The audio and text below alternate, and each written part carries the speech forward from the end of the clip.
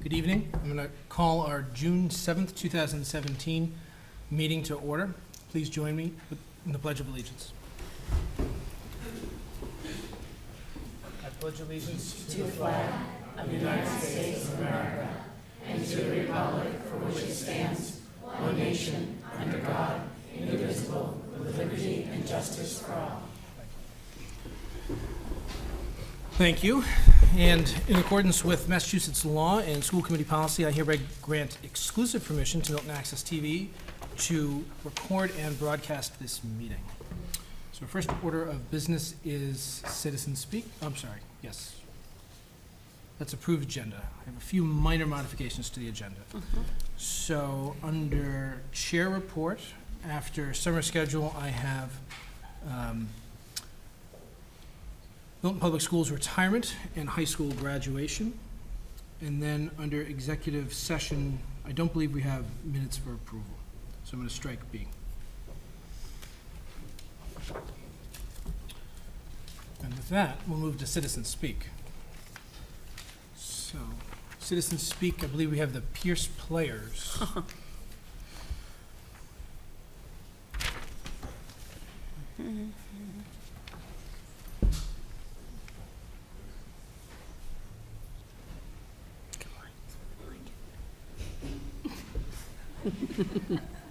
I love it.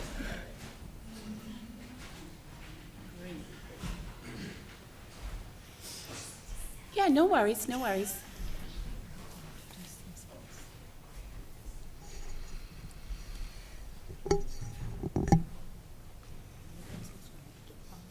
Yeah, I know. John, I choreographed this whole musical. I did. I know it inside and out. I know, are they doing it? Well, they could start talking. Just like Dr. Spalding was played with the strings, is she in the play? Wow. Could be. Yeah, people in the audience, I mean, parents, come out. There's plenty of room over here. Come on in. Come on in, join us. Mary, come in. There's plenty of room over there, hon. Scoot in. You don't have to be out in the hallway. Move in. Parents, just keep scooching down. More chairs next time. We should have more than enough chairs from now on. They could do a third row of chairs.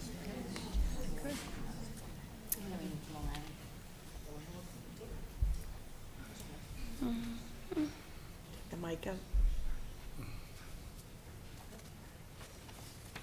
Michael, take the mic We out. are delighted to be here from the Pierce Middle School. These are some of the Pierce players.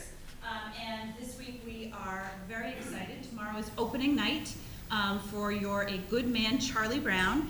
And so tomorrow, 7 o'clock performance, opening night. Friday, 7 o'clock performance. And then Saturday, 2 o'clock performance at the Pierce Middle School. We do still have tickets left. You can purchase tickets at the door. I will say there's only about 100 left for Friday evening. We did have sold out shows last time. So you want to get there early and get your tickets. So I'm delighted we did prepare, we, not me, they prepared a musical number for this evening. So I am going to hand it over to our cast from Charlie Brown. Okay. Do you want to stand? There you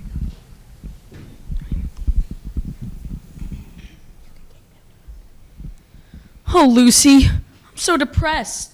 Everything is going wrong. I don't know what to do. I'm sorry to hear that, Charlie Brown. Maybe there's something I can do to help. I think what you need most of all is to come right out and admit all the things that are wrong with you. You really think that will help, Lucy? Certainly. All right, I'll try. I'm not very handsome or clever or lucid. I've always been stupid at spelling and numbers. I've never been much playing football or baseball or stickball or checkers or marbles or ping pong. I'm usually awful at parties and dances. I stand like a stick, or I cough, or I laugh, or I don't bring a present, or I spill the ice cream, or I get so depressed that I stand and I scream. Oh, how could there possibly be small person as thoroughly, totally, utterly blah as me. Well, that's okay. For a starter. A starter? Certainly. You don't think that mentioning a few superficial failings is going to do any good, do you? Why, Charlie Brown, you really have to delve. You're stupid, self-centered, and moody. Moody. I'm moody. You're terribly dull to be with. Yes, I am. And nobody likes me, not Frida or Shermie or Linus or Schroeder Or Lucy. or Lucy Or Snoopy. or No, wait a minute. Snoopy likes me. He only pretends to like you because you feed him. That doesn't count. Or Snoopy. Oh, why was I born just to be one small person as thoroughly, totally, utterly... Wait. You're not very much of a person. That's certain. And yet, there is reason for hope. There's hope? For although you are no good at music like Schroeder, or happy like Snoopy, or lovely like me, you have the distinction to be, I'm sorry, unique, Charlie Brown. I'm me. Yes, it's amazingly true. For whatever it's worth, Charlie Brown, you're you. Gosh, Lucy, you know something? I'm beginning to feel a lot better already. You're a true friend, Lucy, a true friend. That'll be 5 cents, please.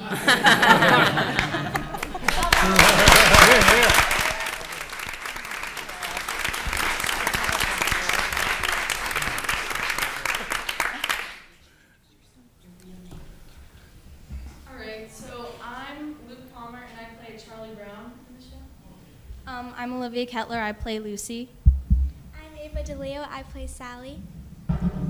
I'm Michael Swanton. I play Schroeder. I'm Brendan Cullen. I play Linus. That's great. Can I ask a question? Please. All right. Well, I, as you guys know, I'm a big Pierce Player fan, right? So my daughter went through it, and I love You're a Good Man, Charlie Brown. I was so excited to hear that you guys were doing this, and I already have my tickets for Friday night. I'm excited. So I thought it would just be interesting for you to tell us, each one of you, what grade you're in and how many Pierce Player shows you've been in. All right, so I'm in 8th grade, and I've been in 6 Pierce Player shows. Wow, I'm also in 8th grade, and I've also done all 6 shows. great. I'm in 7th grade, and this is my 4th Pierce Player show. I'm in 8th grade, and this is my second show. I'm in 8th grade, and this is my 5th show. That's great. Yeah, Bravo. really good.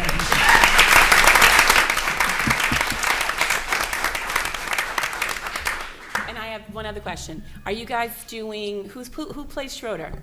Yeah. Are you guys doing Beethoven's Day? Yes. Oh, okay. And is Sally here? Are you doing, yeah, My New Philosophy? Oh, great. Okay, good. I'm excited. Yeah, I might get them for tomorrow, too. Yeah, that's great. Good. The great numbers. Yeah. Seriously. So my only comments are, so my daughters and I have been to multiple Pierce Player presentations, and we always have a wonderful time. And we're looking forward to this performance as well. Break a leg. Yeah. And for everyone at home, Dr. Spalding, you can get tickets at the door on both tomorrow night, Friday night, and it's Saturday at 2. It's a matinee. 2 at matinee, yeah. So this is a fun play, and I know that has a lot of opportunity for a lot of kids to soar and have fun in it. But it's a great end of the year play too. I think it's just a nice way to end the year. So my pitch is, like, if you have something to do, not that I want a rainy Saturday, because we go on a sunny Saturday and a sunny, but it's a fun thing to do, and it's good for kids from pre-K through grandparenthood. So come see that show. So it's really great. Yeah. Thank you for coming, and break many legs. Thank you very much.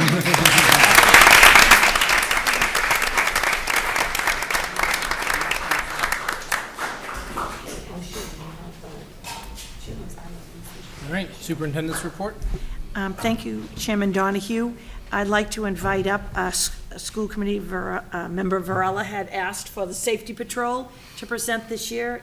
I think it was last year, but it seems like it was last meeting that they were here before. So Jake Smith, Pierce Middle School teacher and coordinator of the safety patrol, would you bring the district fifth grade safety patrols to the table? And we'll turn it over to you, Mr. Smith. So while Mr. Smith is getting the group organized, this safety patrol was the brainchild creation of member Varela and the transportation subcommittee. And we've had a lot of reflection here from school committee members over the last years, how they served on the safety patrol when they were in elementary school. So Ms. Varela, did you want to introduce, and then Mr. Smith take it away? Right, so, I'm going to hand it over to our Director of Transportation and great 8th grade social studies teacher at Pierce, Mr. Jake Smith. The couple of years that I have to say that I have been the chair of the Transportation and Safety Subcommittee, it's a lot of work overseeing transportation in this town. It's a big undertaking, and he does a fabulous job. And this new addition of safety patrol of 5th graders at each elementary school, stepping in to serve as, a leadership role to assist with kids arriving and dismissal at school, I think has been a positive thing that we'll hear about. And I do want to commend that Mr. Smith does all of the prep for it and organizes it and oversees each of the 4 schools along with the principal. So I really am very grateful to him that he carries out much of the work on this. So take it away, Mr. Smith. Okay. So after that introduction, this is the 5th grade safety patrol. We have representatives in all 4 elementary schools, Tucker, Glover, Cunningham, and Collicott. And so the program, how it works is we work in partnership. With AAA. And it's a free program that AAA offers that they send materials and information out so that I actually trained this crew myself. And they're able to be trained in how to safely escort students just around the school grounds. We talk about, we never step out into the street, but we make sure that everyone who is stepping out into the street is crossing safely and making sure that everyone around the school building, both inside and out, is traveling safely. So we got a great crew here. We've been operating for a few months now, and I do want to mention that this year, 4th grade students who are interested, will be sending out applications on Friday so that we can get next year's safety patrol up and running even faster. So I'm going to turn it over to the esteemed panel here. I told them if they didn't want to talk, if they were shy, that's okay. But anyone who wants to talk is perfectly willing. So So if everyone, they don't have to answer, but if you could just say what your name is and what school you're from, that would be great, and pass the mic along just so we can hear that. Any comments you have? Yeah. My name is Foa, and I'm from Tucker. Great. My name is Catherine Best, and I'm from Tucker. My name is Julia Mangum, and I'm from Tucker. I'm Emma Buckley, and I'm from Cunningham. I'm Kira Nozel, and I'm from Cunningham. I'm Emerson Dobrin, and I'm from Tucker. I'm Anna Labby, and I'm from Tucker. I'm Stephen Mason, and I'm from Collicott. I'm Noah Murphy, and I'm from Collicott. I'm Daniel Thomas, and I'm from Tucker. I'm Atticus D'Alessandro, and I'm from Cunningham. I'm Alejandra, and I'm from Collicott. I'm Tommy Conley, and I'm from Cunningham. Great. And can you tell them what you have to do to, I know Mr. Smith just talked about it, but to try to become a safety patrol member, like what the process is? If one of you, Tommy, do you want to tell us, anyone, somebody? What did you have to do to become one? Well, we all gathered in a room, and we watched about 20 minutes of a video telling us what exactly we have to do on safety patrol when we're on duty, and how we always have to wear our vests and at the end, what do we have to do? And at the end, we had to raise our hands and make a pledge. to keep kids safe. And when you were selected, how were you selected? When you were interested, what did you do? You had to write an essay on what safety means to you and why you want to be on safety patrol. That's great. And I have one more question, if someone could say, what is the funnest part and the most difficult part about being a safety patrol officer? Well, the funnest part is enforcing the rules for all children to kind of be safe. And the difficult part is trying to get kids on the bus without them kind of disobeying the rules. I think the funnest part is being able to keep kids safe, and the most difficult part is probably when it's like all rainy and cold and your rain boots are Like yesterday. The funnest part is just to tell kids what to do. Like to make sure like they don't do anything bad. And the difficult part is like that sometimes when they fight you have to like cut it out and The fun part, I would say, is to do the job. And I would say the challenging part would be keeping it all in order. Sometimes things can go a bit out of hand. The funnest part is when you get to report kids that you don't like. And the most, if they do something wrong. Yeah.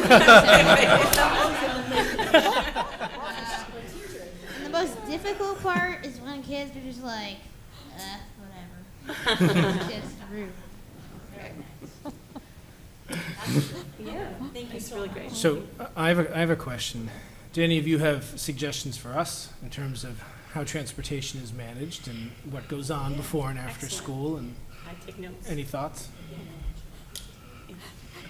How we can do it better. Yeah. We'd like to hear that. Maybe, well, sometimes the kids, like, when we say to like go in a line and not cut the grass and just like to be safe because some kid tripped on the grass and they wouldn't walk on like the sidewalk. So and the teacher, I think there should be one more teacher. Ooh, more teachers, okay, good to know. Hope everyone at home hears that.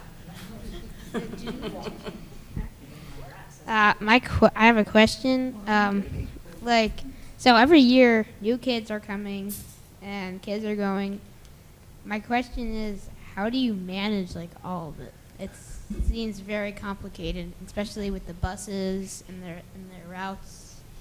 Well, I'm going to say that's something that that Mr. Smith and Dr. Pavlicek do a lot of work on that and prepping for the school year. But it's pretty amazing how intense it is, right? All the work that goes into it. So I'm really glad that you noticed that. So you got to give a shout out to them for you realizing how hard that is. That's great. One hard part about it is when kids don't listen to you because they don't really care. And so when they're not doing it, and then they hurt themselves, and it's just kind of annoying. So maybe reinforcing how the safety that they have to pay attention to you guys a little bit more. Huh? Okay, it's good to know. It's awesome. Thank you so much. All right. I well, think it's thank you. amazing that we had our Pierce players who are theatrically and musically and dancers. And as I look at you, we have our future leaders. So you went through a process, you applied, you attended your school committee meeting, you're sharing out, you're doing an outstanding job. So I want to congratulate you and tell you how proud we are of you. And you put yourselves in these positions, and I would encourage you as you go through school to apply for these positions because you've already shown leadership. And in even the remarks that you have made, you're in charge as fifth graders. So congratulations. We couldn't be more proud of you. Yeah, thank you so much.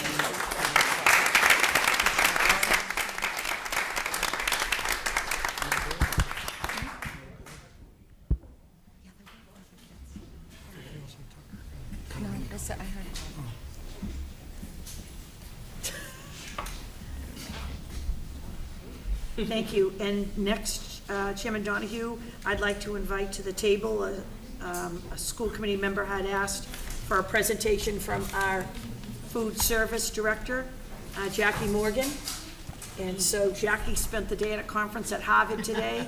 She prepared the reception for our retirees before tonight's school committee meeting, and now she's presenting. Evidence. It's fun to go to a meeting with Jackie. Jackie Morgan. One time I didn't Jackie bring Morgan. food and, oh. So this has passed out is a new thing that we're trying. So this is something that we're just piloting right now. We're piloting it at Glover. It's an elementary concept.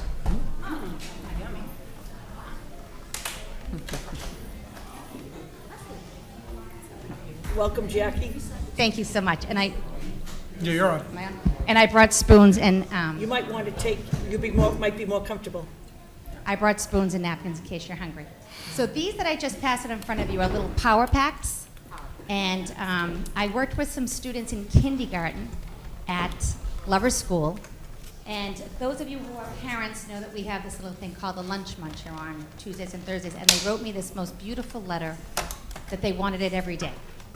So I didn't want to do every day the same thing, so I had been at a couple of meetings, and this is a new concept that's coming out in school nutrition. It's a greenware biodegradable container, which is amazing, and it's perfect for the components in our lunch program and in our breakfast program. So in front of you, an example is there's a protein in each one of them, there's a whole grain item in each one of them, there's a fruit in each one, and a vegetable in each one, and then the child can pick up an additional piece of fruit and a milk as they're going through the line. So we went into a kindergarten classroom. I went into a kindergarten classroom, and together with myself and the aide and the teacher, I had the most amazing 1 hour of my life. And the children were so excited, and they asked me if we could run the menu. So on Fridays during the month of June, at Glover School only right now, because we're just trying to pilot it, we are serving these, and I was there last Friday, and the children were so excited, and we sold 80 of them. So each week so last time we did our yogurt, which you're having now. Next week is going to be sun butter hummus, because we don't do any nuts. So that's a sun butter seed. And then the last week we'll do a cheese and cracker idea. So everything is just a little concept. And at the high school we've been doing these every day. And we serve them for breakfast if they don't sell. So it's really been a wonderful thing. So I just wanted to bring you a little treat tonight. Thank you. And just to start tonight, this is some of our staff who have been so lucky to be part of the professional development that I thank all of you for negotiating. Our teachers have half days 4 times, 5 times a year, and the food service staff now have the opportunity to stay and have training. So I've worked with the Department of Ed through the John Stalker Institute, and I hired a chef. And each one of it worked out perfect for me. We did one of the food groups. So 1 week, Chef Brennan came in and did meat and proteins. 1 week he did fruits, and 1 week he did vegetables, and 1 week he did grains. And it's just been a really great experience. And this is just a picture of the staff and Chef Brendan, which you'll hear a little bit more about at the end. So each year I just like to let you know a little of how we're doing. And I apologize for not having breakfast in here, which I love breakfast. But this is of Milton schools this year. We're hitting about 1.5 million right now in revenue, including our Department of Ed and USDA reimbursements. Our enrollment is about 4150. My enrollment might be different with yours because if they don't eat lunch, they don't get included in the Department of Ed numbers. And our free and reduced right now system-wide is about 15%. And lunch participation system-wide is 62%.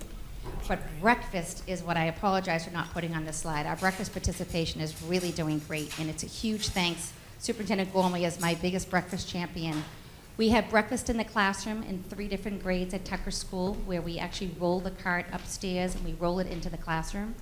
And the Commissioner of Education allows for time and learning to be part of breakfast in the classroom. Breakfast after the bell is what a lot of it calls. And so the Tucker Elementary School breakfast participation just hit 38% in the month of May. And free, reduced, and paid children are all participating. And it's really been great. I talked to the nurse, I was there last week, a lot less visits to the nurse. And then when we bring the breakfast down, and it hasn't been, part of it might not have been consumed if they didn't take all the components, we're leaving the fresh fruit for the nurse, and she's using that for anyone who might have forgot a snack. So it's just amazing. Our middle school and high school have 2 different breakfast programs. We have grab-and-go carts. So as the children walk in the door of the field house and they walk in around the corner at the Pierce, we have kind of grab and go where they can take breakfast to their classrooms and eat breakfast. So it's really nice. So in the month of May, drum roll, we serve 605 breakfasts, which is really exciting. And our lunch prices, I just posted there because I know a lot of parents look at this program online. We're going to be staying with our same pricing for next year, as our elementary is $2 for a complete meal, and secondary is $2.25. High school, we have a $2.50. We have a deli bar that's made to order in front of the children and the staff.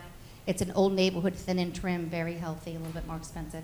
And we also have a salad that I think I like at the mall, the salad toss where they put the dressing on the toss. So we do that 2 days a week for the students. So I know I came to visit with you earlier this year. Thank you for having me back again. And we had a big presentation from our Red's Best fish monger. And we're doing really wonderful with fish. One of you had asked me, did you move it to the middle school? So we tried, but they're not ready for us, so we had to pull it. So we're trying different fishes at the high school. Last week we did, it's called our Catch of the Day program. We usually either have pollock, haddock, or hake. But last week there was a great price on monkfish. So we brought some monkfish in and exposed ourselves to new fish items. And part of the big day that we had with the CEO of Red's Best came in and spoke to all 1,000 students. And Principal Jett, when I went and proposed this idea to him, I said, do you think I could have the CEO speak to some of the students? And he made sure that all 1,000 students had the opportunity to hear that. So our count is usually about 350 students at the high school, and staff are having fish on Fridays. So it's pretty exciting. We also, those of you who know me and love me, I don't waste anything. So when we have fish, we sometimes don't know what to order because we're estimating. We also make fish chowder, a low-fat skim milk version, and we serve that probably every third week. And we got a $750 grant from the Dairy Council because I use milk. And then we also serve it with a garlic cheese pizza just to encourage more consumption. So it's been a wonderful day, and we are looking to move it down into the middle and elementaries. Another thing that I signed up for to be is part of the Smarter Lunchroom. And I know this is a hard slide to see, but for those parents who are seeing this online, we had USDA get some funding 2 years ago. It's called the Smarter Lunchroom Initiative. And I signed up immediately to be the first person to do this. So what they did is they came in and met with each one of our food service staff, and they taught them all how you word food encourages children to eat food. So for example, you call carrot sticks, you call them X-ray vision. We have signs up in our cafeteria. It says what today's lunch is. It says what tomorrow's lunch is. And you hear the children in the lunch line saying, X-ray vision, X-ray vision. And the Yukon and the Tough studies have said that the 17% increase in consumption in fruit and vegetables because of the Smarter Lunchroom. So I'm happy to say that all Milton schools, all 6 of them, are part of the Smarter Lunchroom Initiative. It also talks about where you place your food, how many times you put fresh fruit out and fruit in different locations. The children will take more of it. If they take the fruit or the vegetable themselves, they have a much better chance of actually consuming it. And as I always try to say, I'm looking to have healthy children, not healthy trash barrels. So this has been a wonderful program. And then I have signs up that say free fruit and vegetables, just to encourage them to eat even a little bit more. Because USDA does require us to have, every child to have a serving of fruit or vegetable on their tray for us to process that as a reimbursable meal. And then focusing more on fruits and vegetables, we are part of the National School Lunch Program, as you know, and with that comes entitlement dollars. So based on how many lunches you serve is how many entitlement dollars you get. So this past year we received $131,000, which I like to call my big basket of free food. And we're also allowed to spend 20% of it on fresh produce with the Department of Defense program. So it's called DOD produce, but a lot of people don't like initials. So Department of Defense has a huge contract with produce companies, keep all of our troops healthy and well fed. So USDA and Department of Ed in Massachusetts has allowed us to jump onto that. So we received $26,200 of fresh produce. And what I usually try to use that money is little individual bags of sliced up apples, little individual bags of carrots. When children are like in the 2nd grade, they don't have any teeth, so it's hard to eat an apple. So we've learned different things that we can do to get them to consume. It's been a wonderful program. Another thing we've started in the Milton schools is we've hired a company called SFS, School Food Service, and it's a portion pack of soap and sanitizer and anything for cleaning products. All of our 3 bay sinks have all lines, so everything's a perfect measure, perfect pour. It's environmentally friendly, And the company includes all of the soap and dishwashers for our rags. But one of the greatest things they do is they come in every month and they do a sanitation and safety report for every single kitchen. On top of that, they spend 15 minutes on-the-spot training. Our USDA regulations require all of our staff to have 2.5 hours of professional development training, 4 hours a year, and this covers for 2.5 of those hours. So it's been a wonderful, they're not, they're here friendly, they're here to do corrective things, they teach, they train. It's been a wonderful program, and the staff have really, really liked it. They also teach the sanitation and safety class for any of the staff that want to take it. So it's a big all-day class. It's 90 questions. It's called the Serve Safe, and it helps our staff if they want to get certified in sanitation safety. Our point-of-sale program has been in operation for a number of years. I'd just like to put this up to say that it just makes a huge difference. Our serving lines move so much faster because we don't really have a lot of cash. We don't have a lot of change to make. Students aren't coming through with a 20 and we're having to make change for a 225 and shut the whole line down. It's like the commercials, they just fly through. It's been really wonderful. Now, last year we started online deposits through the company Heartland, and parents can sign up, and we're going to put this in our policy just so parents can see it. There's a lot of ways for people to sign up. They can do an autofill, so they determine a certain amount of money, and when it goes below that amount of money, their child's count gets refilled automatically. So that's been really, really popular. And I just want to put the website up there. That's where parents pay online. Right now, about $750,000 is online this year, and $300 is checks and cash. It's just amazing how many parents are really utilizing it and appreciating this program. And one of the things that Superintendent Gormley had asked me this year is the lunch charge policies we all had to come out with a number of years ago, part of our USDA and Department of Ed regulations. They come out and do our audits, and they wanted a lunch policy in place. So when lunch policies came in place a few years ago, I went to probably weeks and weeks of trainings, and school committee was presented them, and it all has to be read through the policy plan. So this is what we just got a 76-page, Dr. Pavlicek, notice about lunch policies and different techniques different school systems can use. So these are the 4 things that the USDA and Department of Ed are suggesting in your lunch policy. These are 4 different things that you can do. So tonight I wanted to come and talk about changing the lunch policy we have now. Under Superintendent Gormley's request this year, we didn't do any alternative meals. We didn't do anything to interrupt a child's educational day. I've been really working hard on emailing, and a huge call out to Bob Patterson, who taught me how to do phone calls through Blackboard out of the point of sale system. Little learning curve, but I did it. So I've been trying to do an email once a week. I've been doing phone calls once a week. And then parents on the point of sale program can sign up for low balance email alerts where they can put money on account. So this communication and keeping it open has really been working. And then in addition to that, I take any child who might be higher in debt and I send that to the principals. And the principals have been unbelievable advocates. Some of them will call me and say, oh, Mary Smith has a brother, Jimmy Smith, can you see if Jimmy, and we can do the quick transfer. If they know a situation, they help me and they report to me. Sometimes they call parents for me. What's really been a trick this year is a lot of people went from a regular card to a chip card, and the chip card didn't refill their children's account, so it was a little bit of a longer year this year. They're like, I don't know why my card's not refilling. I said, all I know is the company's told me if you have a chip card, it might be, or expiration dates change, and sometimes that might be a reason. So we've been really working hard. So I was trying to propose, under your guidance, is just to continue to serve a child a reimbursable meal and not cause any stress in their day.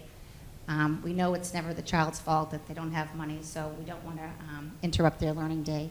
And just to let everyone know that the meal plan is 5 components. They only have to take 3 out of the 5 components every day. And just continue to do the weekly reach out from myself and my office to families and working together with school administration. And then the final bullet here is whenever anyone doesn't have any money, we always feed them and we always give them a milk. But if they're negative, we don't usually let them buy a snack. And that was something that we were looking to keep that going. And that's the a la carte. So lastly, that Chef Brennan you saw in the beginning, The Department of Ed is next year introducing a new program where they're going to be putting chefs in the school for the day to work side by side food service staff with team nutrition grants and some different money.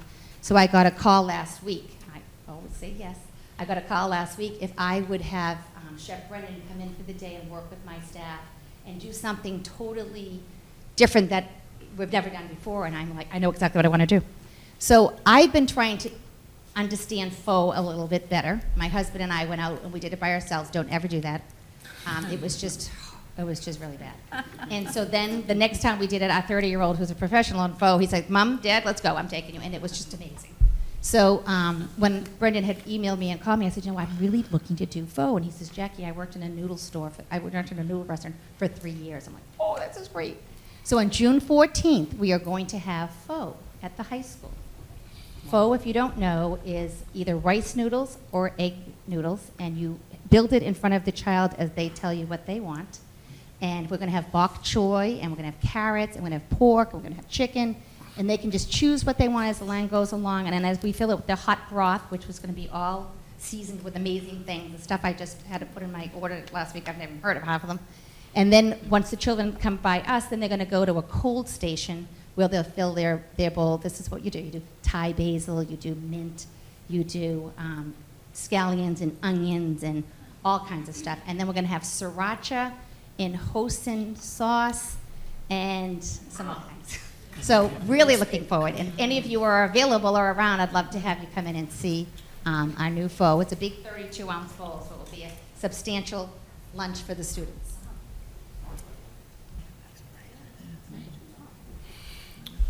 Questions, comments? Dr. Craig? Yes.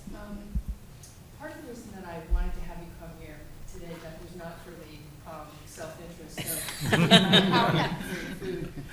First of all, I have to say that these Power Packs are a huge hit. And my daughter, who is a vegetarian and who doesn't always buy everything that's on the menu, and she circles Tuesdays religiously because it's cheese pizza, has now circled every Friday in June because she wants her Power Pack, and they've really been a huge hit. And when they saw her with her, everybody wants one now. You know, it's the cool thing. So I'm glad that Glover was able to pilot that, and I hope you can bring that to other schools. But part of the reason that I wanted to have you come here was to make it clear to the town and to parents what really happens on the lunch line if a child's account doesn't have enough money in it.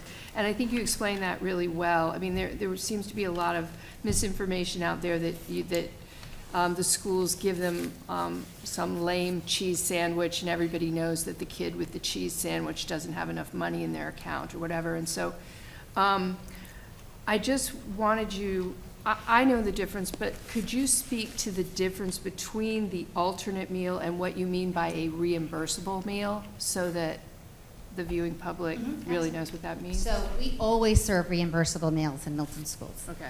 Because every time we serve a reimbursable meal, we have a government reimbursement, a small amount, but we also get that $131,000 worth of food. And you don't get any of the entitlement things that come along with the school nutrition program if you're not selling meals. So we don't just, in the past, not this year, but in the past, we gave students a full meal with a bag of carrots, an apple, a milk, and we did have an alternative meal with a cheese sandwich. And we do that because we really avoid nuts completely in the schools. Right. So I know a lot of school systems used to do a peanut butter and jelly sandwich, but we don't have peanut butter. Right. And back then, we didn't have a lot of the point of sale. I wasn't really able to connect through this program and email out to people. That feature just came about a year and a half ago. Then working with the phone calling system has really, really helped for people who might be overwhelmed with email. So most school systems across the country do have these lunch charge policies because we were told we had to have them. Okay. And then I did a lot of research on what other towns were doing 7 years ago, 5 years ago, even this year. Some school systems' answer is if the student doesn't have any money, they don't get fed. Wow. That Right. could be one answer. I see that that's one of the options out of the 4 options is that you can turn a student away. Which So I think one of the confusing things that I do know, like I was just at Harvard all day, people think I can use the program money and just pay off. I'm not allowed to by federal regulations. I can't use any program money to cover debt. Right. So what Superintendent Gormley's really been great inspiration, just really just reaching out and communicating. And it really has worked. Sometimes, like when the seniors leave and there's some money left on the accounts, some families will say to me, just keep it and help a family in need. And that's really worked out well. The principals really know who those students are, so that me staying in communication with them all the time. And every school kind of handles it a little bit different. Some principals, will call me right back. They'll email me back. They know the children. High school level, they might talk to a child privately just to understand. It's all different things, but we really have a nice administrative commitment to this and to make sure that everyone gets full.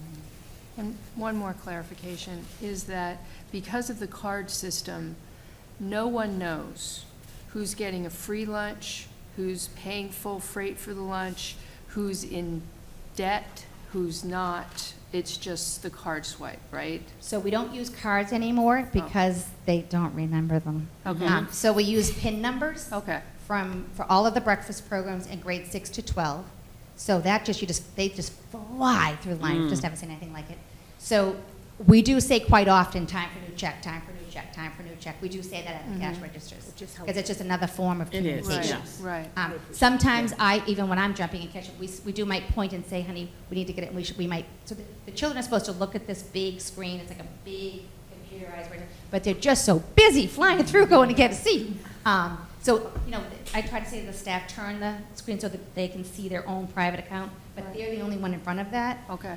Elementary schools come through by classroom, and we just have a classroom roster on the computer screen, and we just child, and we'll just say time for check, time for check. The computerized system at positive $6 pops up a big square that says low balance. Yes.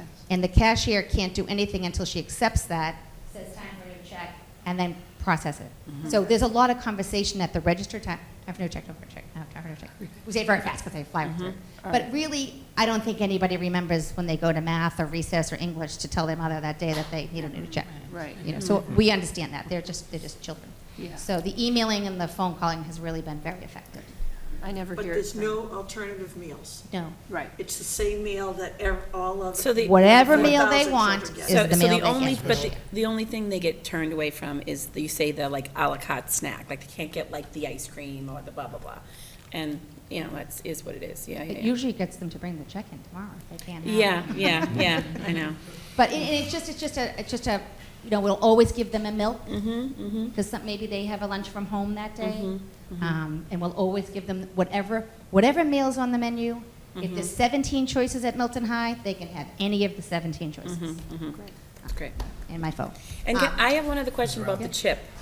So I was like one of those people that I was like, you have a low balance. I'm like, I even put more money on so that if, Miguel is eating like crazy now because he's playing sports every single day after school. But even then, it was saying that you have a low balance. So, and I do have a chip. So was that rectified in the system? Was that just like a lull in that? Because it was like, I was even that going, like, what am I doing getting a low balance? So it was interesting, this company's payment system is bigger than PayPal. weird. Okay. Okay, so they're a bigger system than PayPal. That's what people don't understand. It's like a really secure, safe. Sometimes if they think there's fraud in the card, they won't accept it because they're so huge. But parents set up their own amount of money when they get hit again. Yeah, when it so gets that hit. auto refill, it's called. Right, exactly. And one of the That's what teachers I- actually did in front on a computer for me because I can't do it. My children have all graduated. So I said, when you do it, can I sit with you? And she showed me the whole thing. She did auto refill, and the staff are all signing up for auto refill. Yeah. Teachers can also Yeah. pay online. So I have great teacher business. So some of the things, expiration dates, like the Mass Pike Easy Pass, when your expiration date, you start to get the low balance flash. Yeah. So parents will have to go in and just update the card. The chip was what I thought was a very big part because it was a totally different system. Right. But the low balance thing is the parents decide, let me know when I'm $10, let me know when I'm $5, Yeah. let me know when I'm $1. Yeah, So whatever yeah. the amount the parent signs up for Yeah. is when the company sends you that email. Okay, yeah, all right. Because that's what, I was asking other parents about that too, because I figured out, well, how much is a school lunch, and then I put that on both the kids, and then I did the whole thing. That's great. I mean, I don't have to think about it, right? It's automatic, it goes in. And then I started to give it even more, because I think Miguel goes and eats a couple more things, and that's fine. But I still was saying, like, why doesn't it go through? But I think it was the chip. I was one of those chip people, yeah. And one thing, just to anyone who's watching out there, if your child has any money left on account at the end of the school year, it follows that child to the next school year, and it follows that child to the next school building if it's a Milton Public School building. nice. So your money from kindergarten till senior year stays with your child through that unique ID number. Okay. And seniors, we put a sign up May 1st, please spend down your money or come to room 101 and we can switch it to a sibling. And Margaret pulled me aside at the reception and said, so my son caught on that he could buy extra whole wheat cookies. So the seniors are really, really great. We had a few parents who had called and said, I just sent a check, I don't know what I was thinking, and we were able to hold the check because we go to the bank the following day. Yeah. So that's really rich. And I spent like 4 hours a day looking up every senior who had money and every sibling, and I transferred all the money over to anybody, even down to a quarter, just because that's just, family money. And then there are some seniors who have like $250 here, but I'll tell you, $250 here, $4 here, all of that really adds up. And so, I mean, I remember last year it was about $700. So that's some of the money that I work with the principals if they know a family that may be in need. Yeah.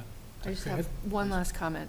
I just want to say how much it impressed me in your presentation how student-centered you are, that it starts out with working with kindergartners on a power pack to the sliced stuff for the second graders who can't eat so well with their teeth that are missing. And it's just really, and to try to create language to get them to eat more fruits and veggies and so forth. And so I know that all the kids appreciate it. We certainly do, and you're doing a terrific job, so thank you very much.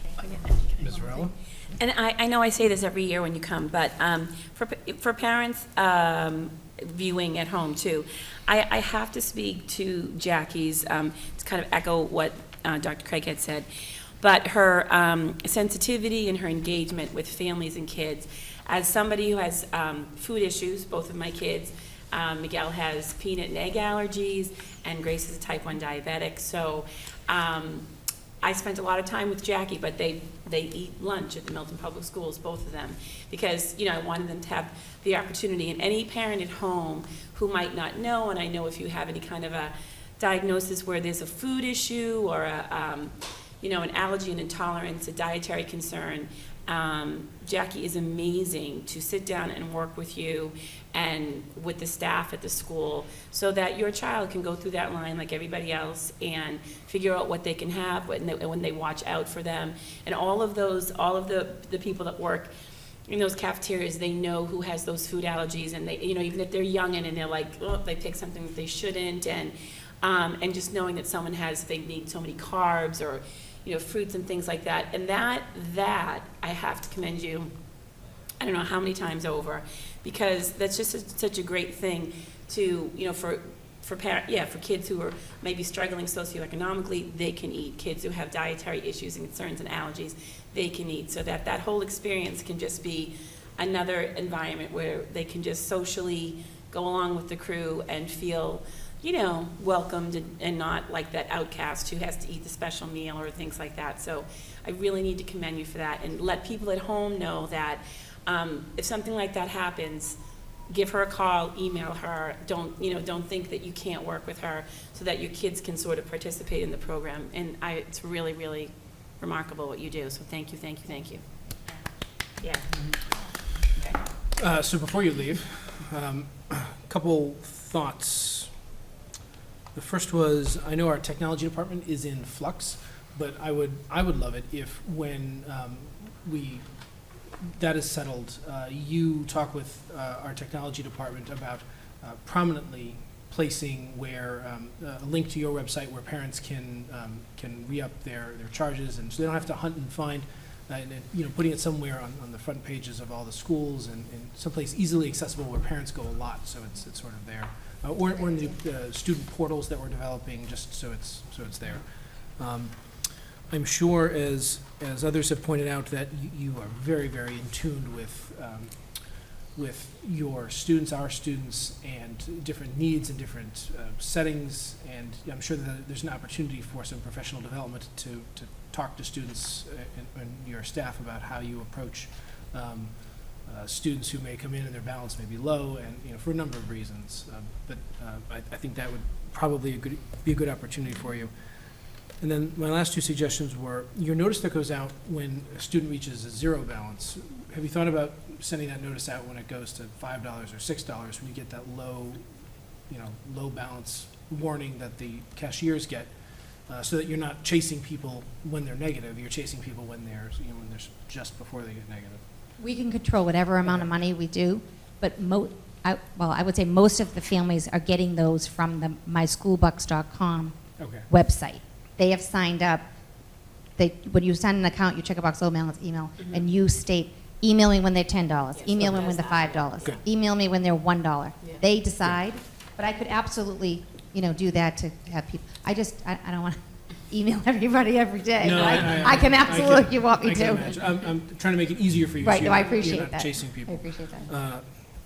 But I think what you do is amazing, and not to repeat my colleagues, but I think if we gave you lemons, we wouldn't get lemonade, we'd get lemon meringue pie. Thanks. Whole grain. And if I might, as a result of the school building project, it's important to everyone to understand the context that years ago, there was one cafeteria in town and trucks delivered the lunches. And so the school service workers were working against it.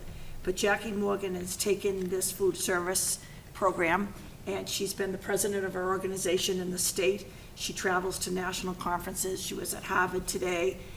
And we could be here until 11 tonight, because had I edited Jackie's presentation, I would have added 20 pages on the breakfast program. And to Member Varela's point, I would have added another 20 pages, the work with that Jackie does with families with children with allergies.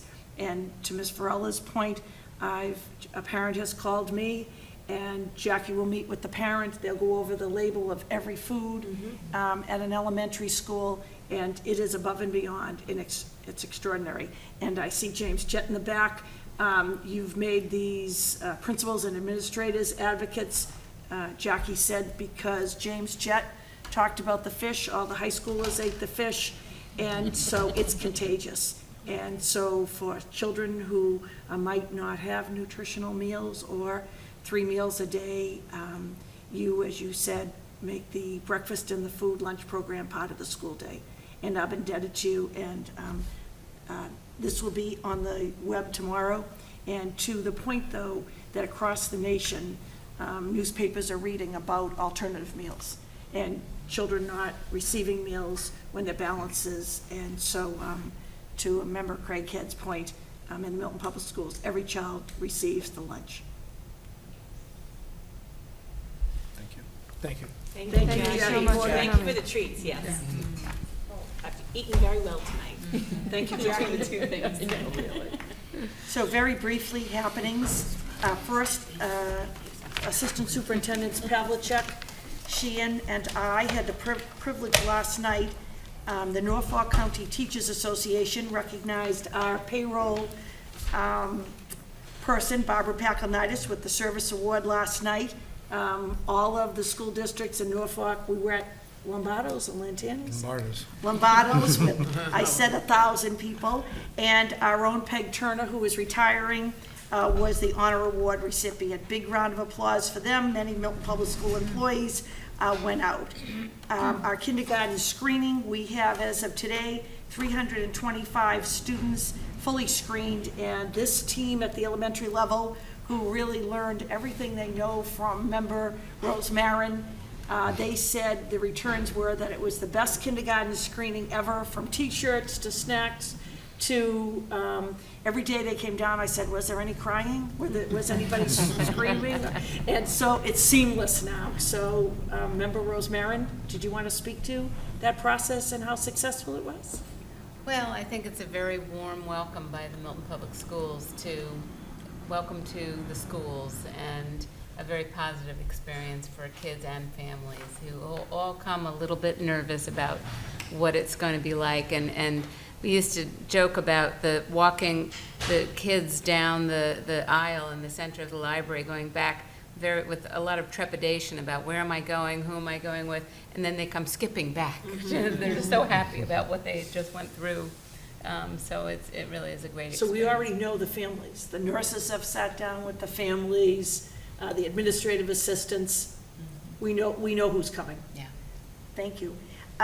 So end of the year, we have Principal Jett here, but perhaps Member Eberhardt would like to speak to Sunday's graduation for those 245 graduates, one of whom was very special to somebody at the table. Well, it was one. What do you want to say? It was a terrific day. What can I tell you? Like, the graduation is so well done, first of all. So many wonderful components. The band is like one of my favorite pieces, and I love when the band cheers for their fellow band members when they get their diploma. That's one of my most favorite things that they do.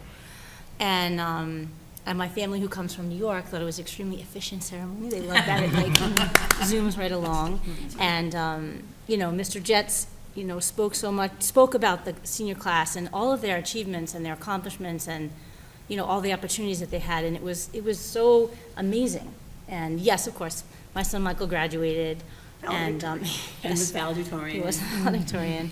And we were sitting, you know, I know that Dr. Donahue is going to talk about the retirement reception, but, you know, Peg Turner was the first grade teacher for all three of my children, taught all three of them to read, and she used to do these things called the Harry Harry, and you had to earn like a face with, you know, eyes, nose, mouth, and all the hair if you did all the correct things on your paper. So, you know, I tell you, I've been very fortunate. 3 children go through the public schools, 3 very good experiences, and I couldn't be more grateful to everyone.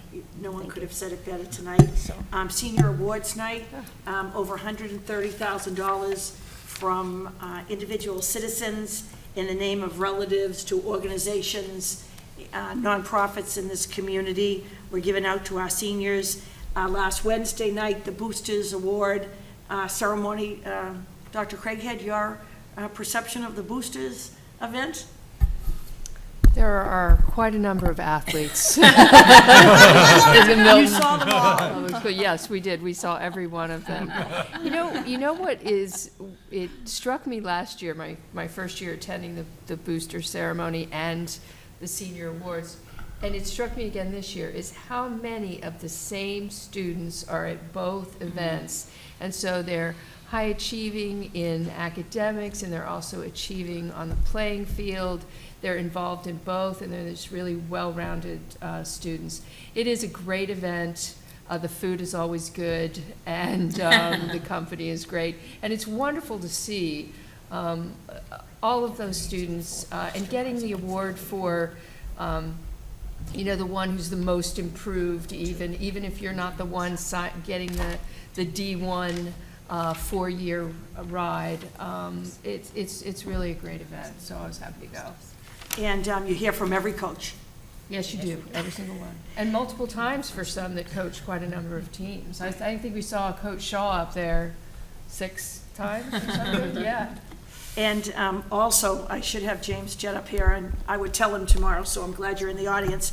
The all-night party is a part of the Milton Public School culture. And as my own nieces and nephews were saying, in their community, it's after the prom, and here it's after graduation. And I'd like to recognize all the parents, we will individually, parents of juniors and other parents who staffed that all night. But this year, Principal Jett went to the Copeland Foundation because we had a transition of parents running it.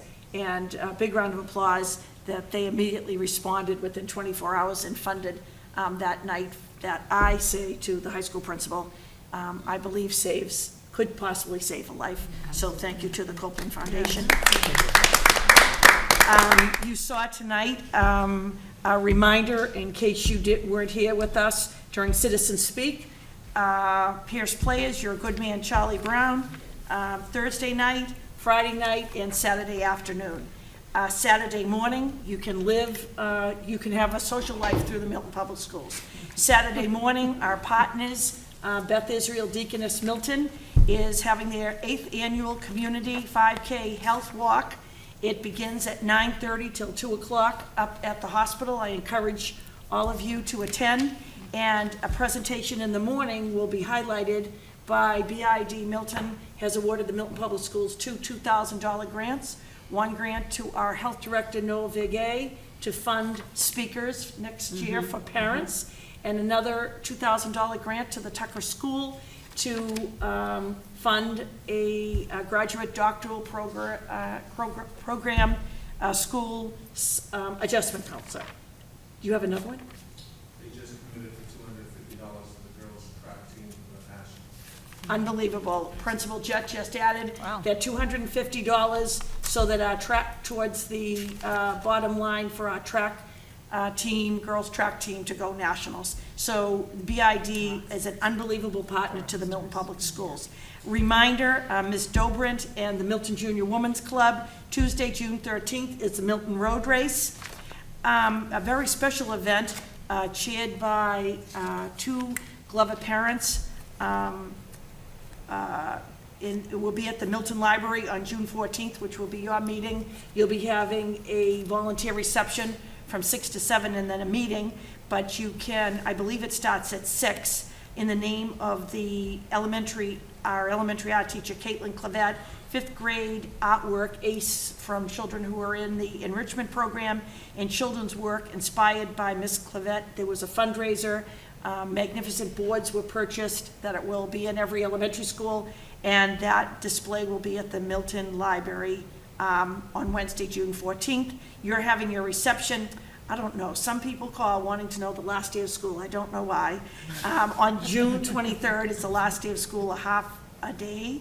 Very briefly, you've seen the press that this is the 100th anniversary of President Kennedy's birth and all the goings-on at the Kennedy Library. I'm very proud to tell you that today, Milton High School Strings Ensemble took the yellow bus and performed at the Kennedy Library as part of the JFK Memorial celebrations. And next Wednesday, our high school girls chorus or all chorus? I believe it's the mixed chorus. I think it is. I think it's everyone. And we will have Miss Varela? Yeah, she'll be there. Will be in the group. They're traveling to the JFK Library. And then next Thursday, Miss Hannah is taking our middle school chorus. So I think an opportunity, and today, Ms. Thorenson told me that when the strings, she compared it to our foyer. I think it's a little better than our foyer, but if she wants to think, she said that the sound, the audience, everyone left the library, she said, maybe an exaggeration, but not for me,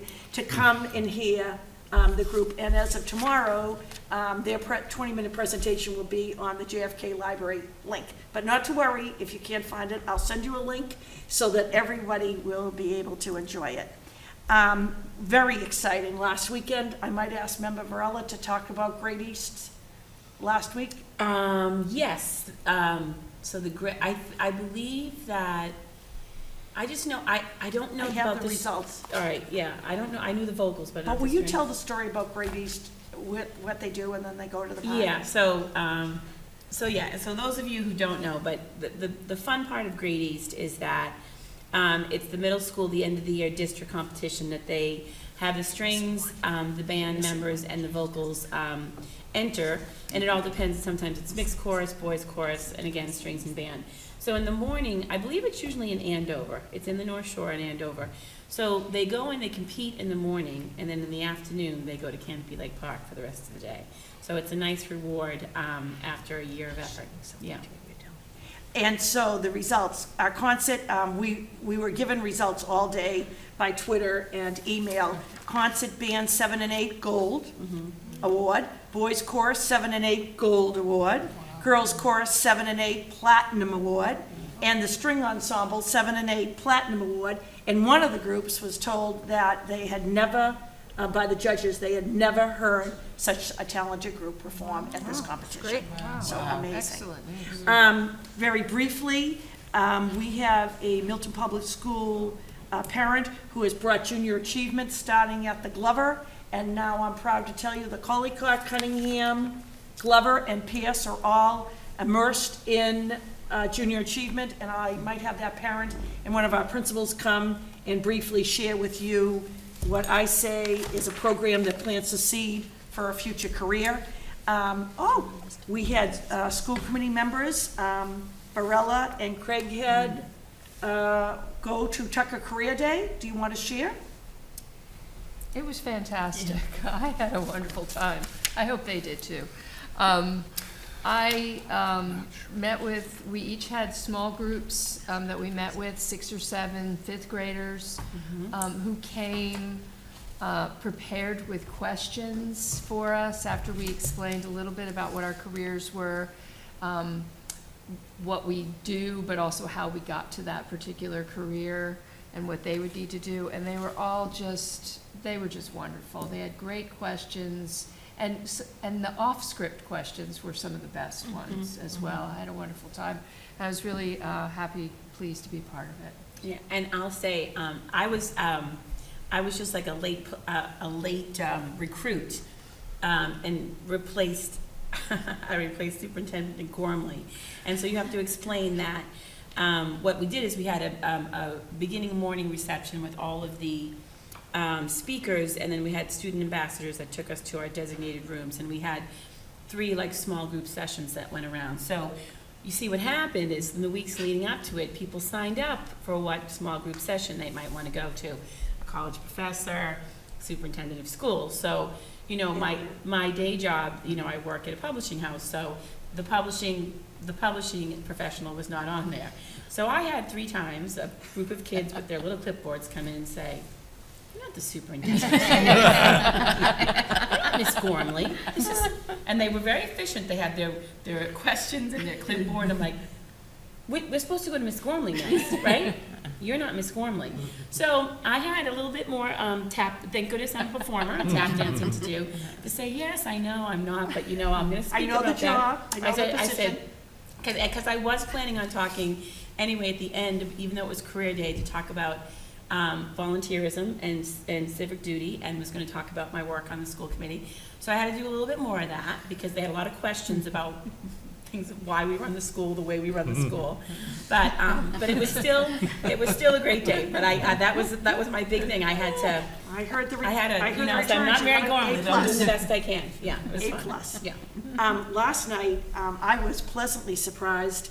Noah Vigay and Dr. Angela Burke scheduled 2 viewings of Screenagers on internet safety, and I thought, competing against everything in the world in the month of June, I got them ready. 10 or 20 people will tell 20 others. The auditorium was packed. So that speaks to Milton Public School parents and guardians who are smart enough to know that they need that. Did you attend? No, I wanted to say that I've spoken to people who attended, and they're hoping that this is a regular thing because they found the information in that documentary to be really powerful and thought-provoking, and also the handout that came with it too, with the facts and the kinds of strategies that you could use. So to your point, so parents and guardians will understand, the 5 PTOs funded it, remember Craighead? And you can only play it during the day, so that's why we had 2 viewings. It starts for students in grade 4. Parents and guardians were encouraged if they wanted to bring their children. So based on the positive response, we will do it again in the fall. And I have to recognize Dr. Angela Burke and Noel Vigay. They were the MCs and they took questions. They put a lot of prep work. They made all of us preview it. And so it was very encouraging how valuable parents found this information. So I appreciate the comment. Can you tell them how many people were there? There was 350. That's on a June night in the town of impressive. Milton. Yeah, It was very impressive. 2 more notes. I want to personally recognize, to be the president of the Boosters is no small volunteer feat. You all deserve credit, the warrant committee. I think after the school committee, warrant committee, and selectmen, they boosted presidents. And so I want to recognize Jeannie Kibble, Tom McCarthy, Gary Kelly, and Mr. McDonald, the outgoing, after several years, a very successful booster program that we couldn't run our athletics program without, from that banquet that member Craig had mentioned, to that golf tournament, to monthly meetings, really supplementing our budget. We've tried to recruit one of them or all of them to stay unsuccessfully, so we're moving ahead with a new leadership team that we'll announce at the next meeting. And in closing, very, very exciting, I've waited a long time for this to happen. Science fairs are huge, so the elementary schools, Bernadette Butler and the parents and the students and the staff deserve a tremendous amount of credit. You have to have science fairs at the elementary school to develop that kind of interest in science and pride in their projects. And at the middle school, you have to have a principal like Dr. Spalding committed to science, Christy Chiappetta, who's willing to work with the students.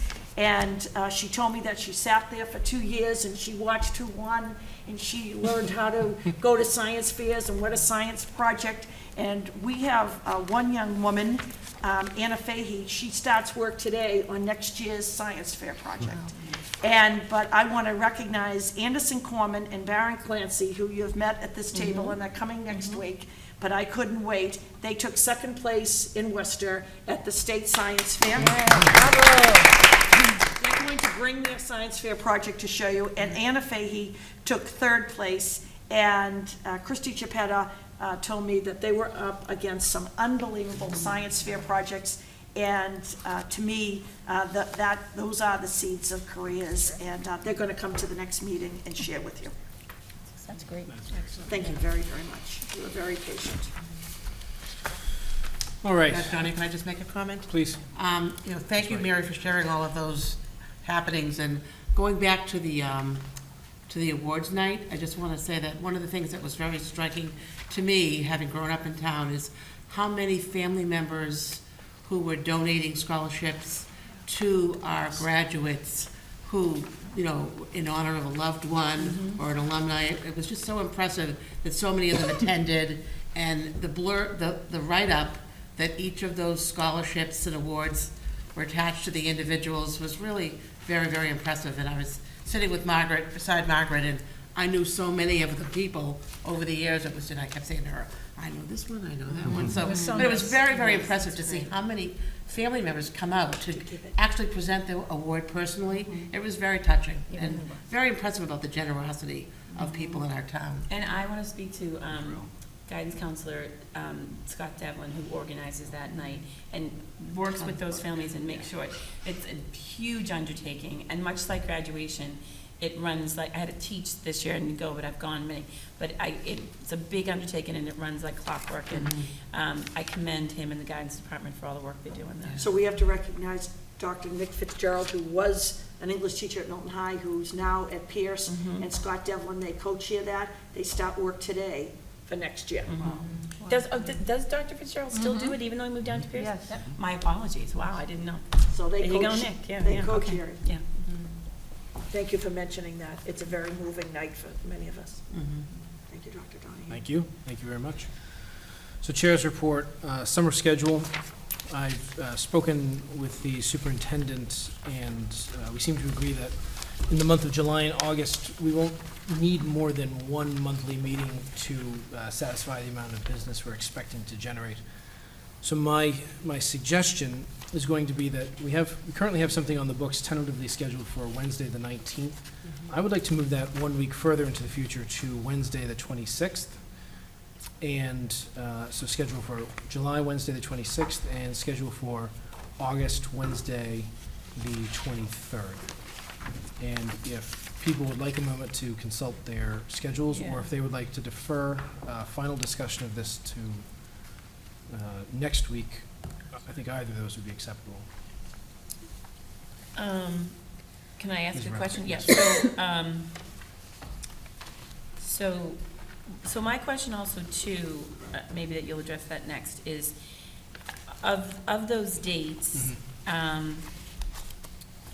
which I think it would be smart to piggyback and do our retreat on one of those days. So I'm wondering, I know that at last month's meeting, we had talked about the 19th. So, Yeah. I agree completely, and that was going to be my point B, subpoint B, was that I had been in contact with the facilitator who did last year's retreat, who I think we all agreed did an excellent job, Glenn Kuchar, who works with our state organization, and he gave me several dates in August that work well for him. One of those is Wednesday, the 23rd of August. So I was anticipating, once we finalize these, or tentatively finalize these two dates, piggybacking Wednesday, the 23rd, as our retreat day, starting mid-afternoon, 2 o'clock or so. And, having our retreat, breaking for dinner, and then having a regular business meeting. Okay. So, I'll start by saying this. Is there anybody who would like another week to consult their personal or domestic schedules before finalizing this? Mrs. Rowe? Yeah, so, no, I think that's fine. I want to say that for the past couple of years being on it, and also, working with our goals, that I sometimes, it's fine if the 23rd and that's all he's available. I sometimes like to do it a little bit earlier, just so that we can, I know that sometimes we make progress, but we might even need like a follow-up. Yeah. And my only thing about the 23rd is that it's so close to school that if there's any way we could do it earlier in August, or it at the July one, I don't know if he's not available for that, but I just think that he's an excellent facilitator, but I just think that having I envisioned it to have the retreat in July so that we can use him, powwow, get our ideas and our goals out there, and then maybe fine tune it a little bit more in August, so that we're just in a better place to kick off the school year. But that's, Yeah. I totally get, this time and stuff, but that's just so close. School basically opens, the next 2 days? week, Yeah, so, I I don't know. I agree with you. Yeah. So, and I reached out to him about a month ago Okay. and asked him for good dates, and all of the dates that he had were clustered in those last, the middle week of August, the week of the 14th, and the week of the 21st. So, I'm happy to reach out to him again and see if the 26th of July works well for him. Yeah, that's what I'd asked her to see if there's any possibility. If not, but if you could just Sure. kind of explain why, I just think it'd be great to meet then, and then we could have, the meeting on the 23rd, and, even if we needed to meet like an hour earlier without him or not, to kind of fine tune some of that, and then have a regular meeting. I just think we might start off on the better foot for the school year. Sure. Yeah. So I'm going to, I guess I will move to set our summer schedule as Wednesday the 26th, Wednesday the 23rd, with the likely date of our retreat as the 23rd of August, possibly Wednesday the 26th of July, subject to availability of our facilitator. Great, thank you. And I would entertain a second. I'll second that. Okay, so it's seconded by Varela. Any discussion? All in favor? Oh, I'm sorry. I just Dr. want Hagan? to, support what Sheila said, because I was really concerned last year that we didn't get our goals in place until what I felt like was way too late.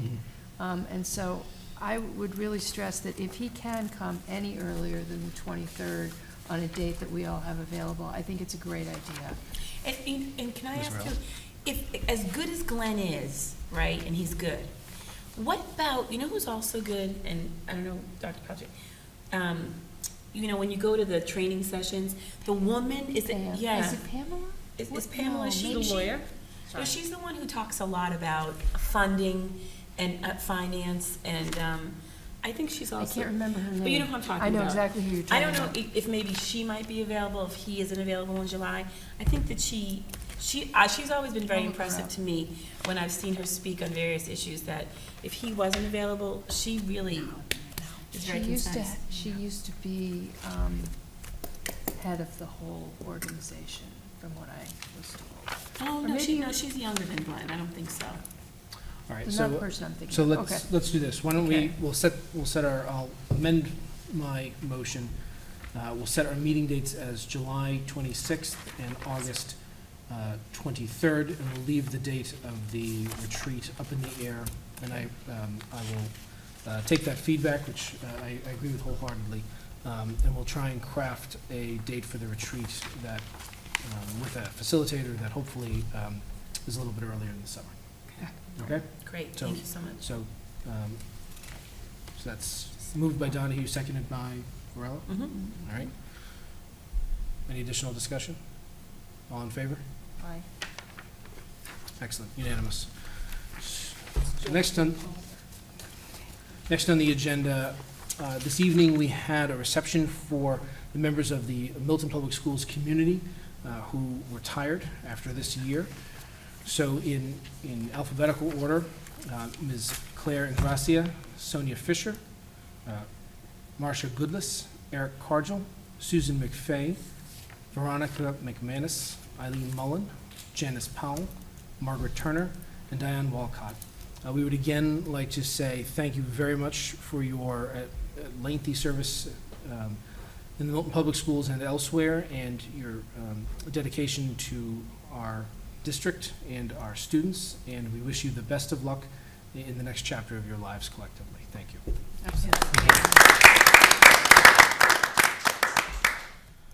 All right, and then the last item on the chair's report, Milton High graduation. So superintendent stole my thunder a little bit. I was going to point out that it's nice to share this table with two Varellas, and it was wonderful to share the platform with two Eberhards on graduation day. But I got a letter about graduation, and they say never surprise your superintendent, but I feel like this is a good surprise. So this was passed on to me with regards to the principal of Milton High School, Mr. Jett. And I don't have permission to use the person's name publicly yet, so I'll just read the content of the letter. But Dear Mr. Jett, it is with great pleasure I write this letter to congratulate you and your staff on a job well done.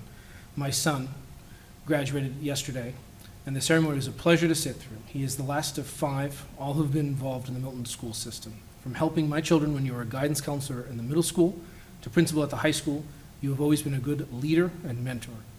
Seeing you at the hockey game, you're a special person and deserve commendation.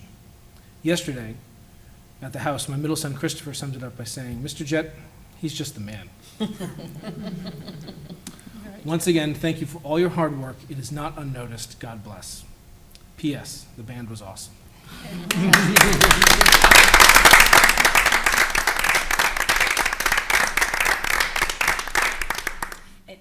Ms. Varela, please. So to piggyback on that, as you know, Member White, I know on Facebook has, I guess, gotten permission to reprint your speech, which was wonderful. Dr. Donahue gave a wonderful speech, you gave a wonderful speech, but again, yours were so personal, like Ms. Eberhardt said, and I just wanted to tell you that so many parents of younger kids who, don't know the high schoolers and don't know that. We're just extremely impressed with the accomplishments and the fact that you noted all of their accomplishments, and just again, we're impressed with your words and the guidance that you gave them and the well wishes. And there's just a little bit of buzz on the street about that via social media, which is good social media right now. So I just want to kind of piggyback on that. So yeah.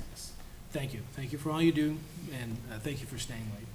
So I asked Principal Jett, as you said, no surprises, but me telling him this story tomorrow wouldn't have been as poignant as hearing you read it. So thank you very much for sharing, and well earned.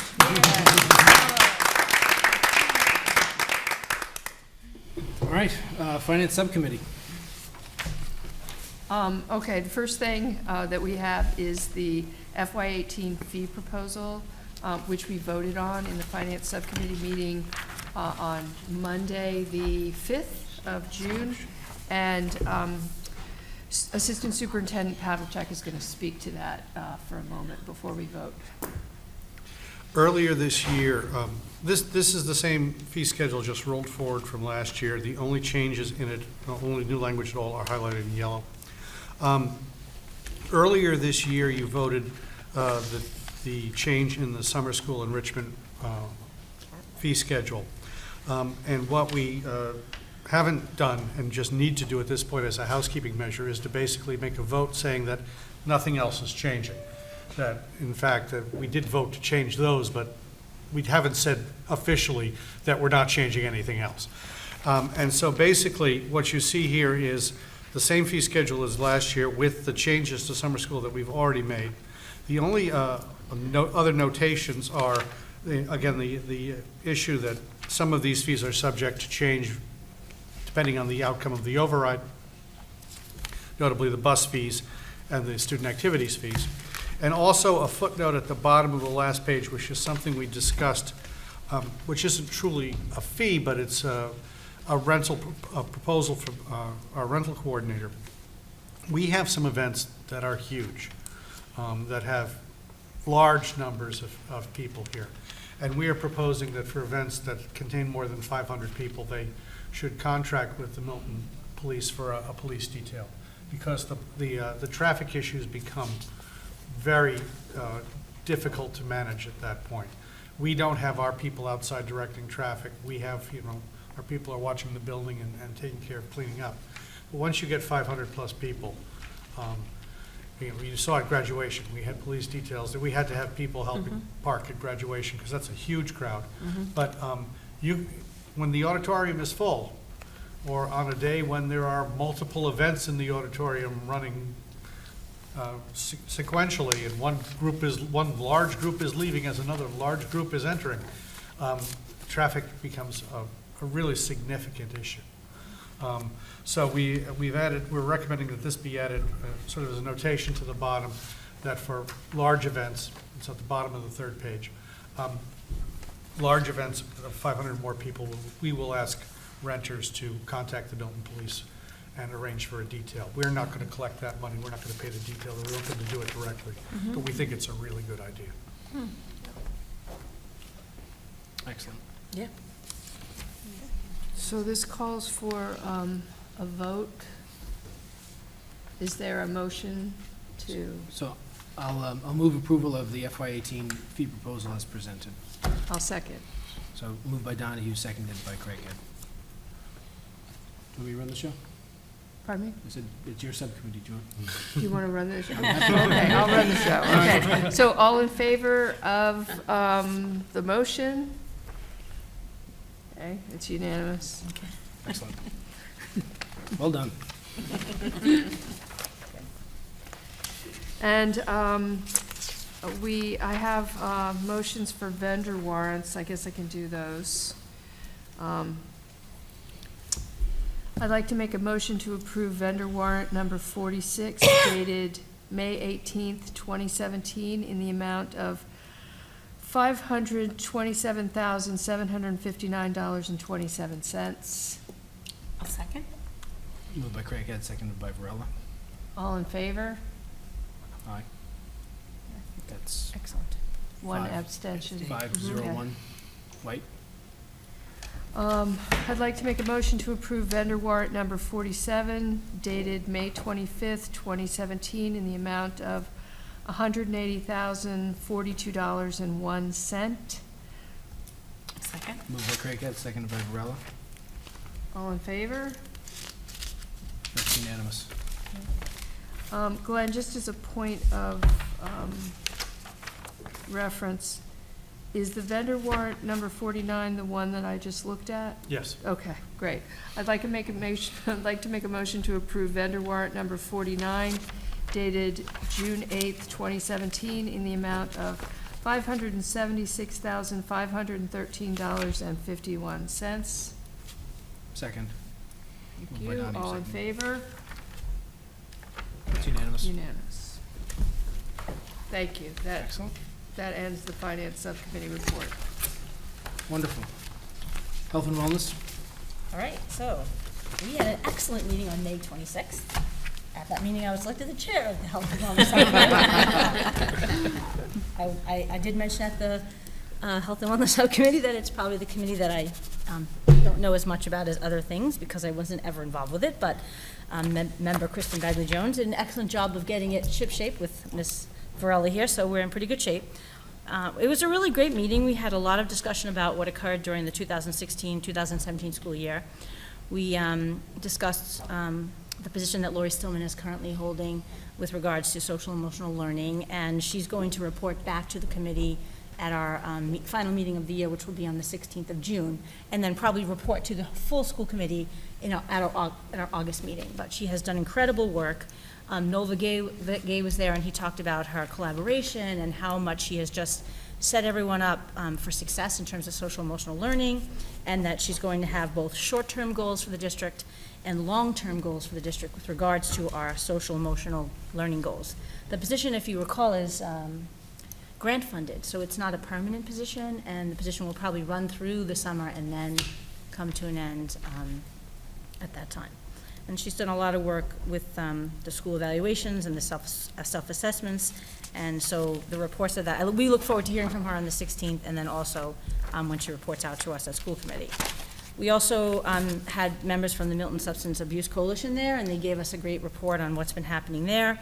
They spoke about Senator Timothy speaking on the floor of the Senate about a $250,000 grant with $25,000, I think it was, going to 10 communities that he represents to help with the opioid problems that the communities are having, and it was a very exciting night on the Senate floor and for the communities that will benefit from that grant.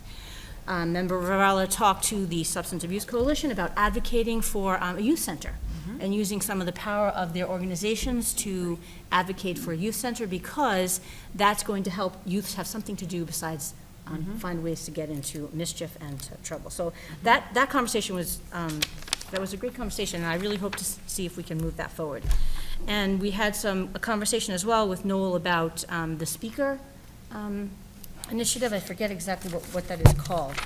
No name yet. No name yet, but it's going to be, I think it's in relation to, is it not to the screen, right, but was the screenagers thing part of that? Where they're going to have It was a kickoff, and so the plan of the PTOs, so that we're not working against one another. Right. Under the leadership of Noel, to plan speakers that Milton Public School parents and guardians want to hear. And then we have Dr. Margie Skier and Casey Cochran, two Collycott parents, who have a very clever idea. You might not want to speak up with 300 people, but after each speaker, maybe plan 5 to 10 small Spin-off house meetings, right. follow-up sessions, and have experts in the field answer individual questions and have further discussions. So the model comes from Natick. And Noel Vigay is going to chair it. The PTOs are very enthusiastic, and I might bring a draft to you at your next meeting for you to look at, because these individuals are so sought after, you have to book them now for next year. And can I just speak to, because I was at, so I was at both the health and wellness, and then I was at one of the PTO, Mary meets monthly with the leadership of all 6 schools of the PTO, and I've served in leadership roles on the PTO before, and I think what was really great with Noel, and I have to commend him, is that in this new role as director of health and wellness and physical education, he's really kind of serving a role now that he can coordinate with all 6 schools about, because you're always powwowing, I know, in a leadership role of, what are the pertinent speakers and, health, wellness, social and emotional, that is pertinent to parents, because they're hungry for knowledge and they're hungry for guidance, just as Dr. Craighart spoke about the Screenagers movie, but all other speakers. So what's really great that I was impressed by that he took the role on to say that I would really like to help coordinate with you all and sort of be the facilitator, which is nice to assist with the PTOs. And then everybody pitching in, and funding wise, it's more economical use. And because we never had someone to be able to do that before, to me it's very impressive about just the extra outreach that he's doing with PTO leadership, and then also the input that he's done thus far on health and wellness. So that's kind of what that's about. And then again, getting the grant and all the things that he's going to do. So I'm looking forward to seeing how it can kind of blossom and grow and see how well it does. So yeah. And I'll leave you with the last. We had a very interesting conversation. Rich Greeno was there, the adjustment counselor for the high school. We had a long conversation about how the adjustment counselors are reaching out to students, so students understand what is an adjustment counselor. He said that the most interesting thing that they're finding out is that students don't even know what an adjustment counselor is and how an adjustment counselor can help them. So they're trying to go into health classes, and they're trying to explain, this is what an adjustment counselor is, and they're giving students a little, fill out a sheet. You know how when you go to the doctor now and they ask you some very simple questions and you fill it out? A similar sheet to that, where they ask them, how are you doing today? How are you doing this week? Or this, are you good? Do you need to talk to someone? No, or do you need to speak to an adjustment counselor? And they're trying to dial that back so that they're introducing those concepts at earlier grades, so that students know that that they're available, because you're trying to destigmatize stress and make students understand that they have stress with athletics, with academics, with SATs, with all of the things, with working, with all the things they feel at high school. There's help for you, and it doesn't have to be that you're at the end of your rope, even if you just need a little support. So I'm really looking forward to Health and Wellness. I thought it was a great meeting, and I learned a lot in the first meeting, and did a I great look job. forward to hearing from Lori Stillman. I think she's done amazing work, and I look forward to that report. And any questions about Health and Wellness? Are we going to be able to move that meeting to an earlier start time, do you think? We can certainly discuss that, absolutely. All right. We'll meet at the field 5 a.m., we'll do some yoga. So that's the report, Dr. Donahue, on Health and Wellness. Excellent. My only comments are, as many of you I'm sure know that. Oh, wait, there's one more thing I want to say, sorry. Nope, go on. I did speak to a lot of people about airplane noise, okay, that's right. I've gotten a lot of great emails. They're in my notebook now, okay? I talked to Dr. Louise Ivers. She was one of the parents that contacted me with regard to their work on advocating for airplane noise. And she and I discussed briefly her thoughts and concerns. I got a lot of wonderful emails, some interesting reports with graphs and data. And we're going to discuss it at Health and Wellness on the 16th. And then we're going to report back to them. And I think, as I explained to them, the school committee is limited in what it can do. I can't force the FAA to reroute airplanes. But we can advocate for well-being of our community and to just advocate for fairness, that you could rethink what you're doing so that it's fair for everyone. We don't want to send all the planes somewhere else. We understand that planes are going to fly over us. But it needs to be fair. And we have to advocate for that. So I'm looking forward to that conversation too, and who knows where that might lead. Right. We'll go to Washington. I think that where we're hoping, as I know that I'll go. Dr. Donahue's even said that we know that we get we've gotten a lot of concerns from a variety of parents, and so he had noted to Margaret that the Health and Wellness is maybe the place that we address that, and then and to Margaret's point, when we discuss it and get the input, and whether it's take a stance and a motion and whatever it could be, to just advocate that we hope that our officials at higher levels that have more power than we do to advocate for change and improvement in that for the town. But I think that so many parents are concerned about the lack of sleep of their children, and therefore are concerned about their academics at school, that it's draining on them for that.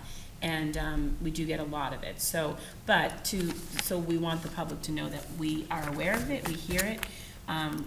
Dr. Donahue had said Health and Wellness is the place to kind of deal with that, and then bring something to the school, the main school committee floor, to discuss that, whatever it is, a resolution, a statement, whatever it ends up being, and just to bring, I guess, more awareness that all of our elected officials need to continue to work hard and advocate for improvement on this in our town, because it is a big, big issue. So that's what I'm okay to say. That was great. No, thanks for Kevin. Excellent. No, wonderful. And my only comment was, as I said tentatively to some of the individuals who had responded, I'm going to refer this matter to you, so consider it referred. It is referred. And I will forward their concerns to you as they come to the school committee. Transportation? Yep. So we had a transportation meeting. Our last one in May. We are not going to have one in June because of the hectic schedules. But where we ended and what was discussed in May was, just to, again, reiterate what I was calling him Dr. Smith, but Mr. Smith, Director of Transportation, that we are moving up the Safety Patrol applications to the end of the year. So rising fifth graders, the current fourth graders and rising fifth graders, would put their application and their essay in by the 23rd of June, so that the Director of Transportation can vet them and look at them and pick the fifth graders along with the principals who would serve in Safety Patrol. So I'm hoping that that program gets up and running at a much earlier date in the school year in the fall. We also discussed Glover parking, which I think I don't know if I spoke about it last time, but there has been a change to the pickup and drop-off at Glover. that we've worked on with Lieutenant Albert, who is in charge of transportation, the Milton Police Department, with Principal McDavitt at the Glover School, Dr. Pavlicek, who's our Assistant Superintendent of Business and handles transportation for the district. And I'm actually going to turn it over to Dr. Pavlicek to really explain in detail, because I could not be on the site to explain it as much, and I wasn't a Glover parent. So if you want to speak to exactly what we do time-wise, the beginning and the end of the day. Well, the current situation is the major change concerns the little parking lot off Brook Road that provides parking primarily for Turner's Pond. It is lined in such a way that there is parking around the edge, but there's room for a live drop-off line, which becomes almost a second line of parking, blocking people in. We have children running back and forth between cars. It's not a safe situation. So effective 3 weeks ago now, I guess it is, the hour around school opening and the hour around school closing, that lot is closed with cones, so that people who are parked in it can leave through the exit, but no one can enter it. We really want people to pick up through the pickup lines at the main entrance. It's just safer. We found some real safety issues with that parking lot. We are looking at some modifications to the parking area there. A Glover parent who happens to be an architect drew up some plans for several different alternatives of ways of looking at the area in front in terms of possibly expanding the parking lot southward towards Brook Road, using some of that open land there, possibly things like extending the drop-off lane so it runs along the brook and goes down into the Turner's Pond lot and exits out on Brook Road to try to elongate the drop-off lane. We followed that up with a meeting with Dave Perdios from the Parks Department, who are the custodians of that parking lot, Bill Ritchie, myself. We had John Thompson, the engineer from DPW. We had Bill Clark from the Planning Board, our town planner, talking about the options, what we saw as the possibilities and potential problems. The next step is we're actually going to talk with members of the Conservation Commission to see about the feasibility of any of these things. We want to get possibilities off the table that have no chance of progressing, so we can sort of limit ourselves to things that might be possible. Because as nice as it is to draw little plans and say, oh, it'd be nice if we could go this way and that way and the other way, but you're running along a brook. And there are stormwater issues, and there are Conservation Commission issues, and there are all sorts of issues. And sort of one by one, we have to pick off the issues and say, is this a solvable issue or not? And use it to see what our possibilities are. So we're proceeding. We'll see how, of course, once we decide on an issue, subsequent issues, how do you find the money to do it? Because this is an expensive undertaking. Bill Ritchie, I think, is conservative at $200,000. I mean, this could be a $250,000 project. So funding will be a challenge as well. But realistically, the parking and drop-off for Glover is the same size it was when the school was half the size it is now. It really doesn't suffice for the population at that school. We have to find a way to deal with it. Yeah, thank you, Dr. Pavlicek. So, and that is just something else I wanted to report out to about Glover. I know that we've been saying this all year, but again, the population growth is huge, amongst all of our elementary schools. And so, again, the size of the children attending, is a huge impact on this. So one of the things we just want to put out as a statement is that another thing that would alleviate the congestion and assist with the safety is if more Glover families took the Glover bus. The Glover bus is empty at the beginning of the day and at the end of the day. And if more students, this is reported out to us by our evaluation, by the principal, by everyone seeing it, that if more students took the Glover bus, that would alleviate some of this congestion, and then and what's happening about the congestion is we're concerned about the safety because there's so many cars and there's backup and there's kids. So any of the Glover community watching, if they can maybe think that, reevaluate it, and maybe try the bus if they haven't before, because that would be a huge step in the right direction. That would be a quick solving area. Yes. And if the override passes, the bus will be $100 cheaper per student and $200 cheaper per family. So there's another incentive to use the bus. There you go, Dr. Craighead. Thank you. So that's one of the other biggest issues as to why the population explosion and not enough children taking the bus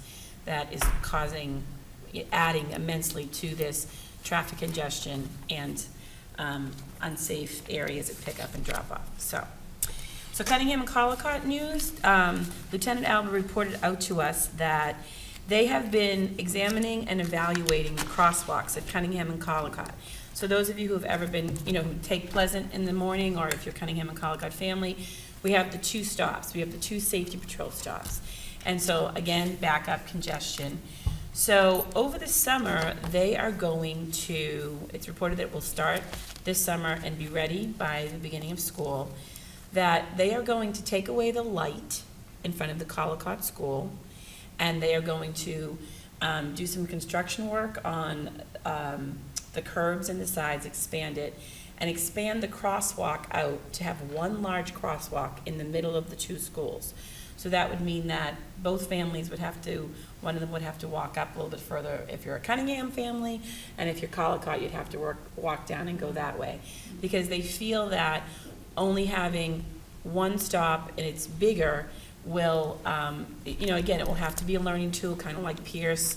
You do a new route you go one way in, one way out. This will be, a new walking transportation rule that the families would have to learn, that the crosswalk, everyone needs to walk to the center and cross and then disperse out to their schools.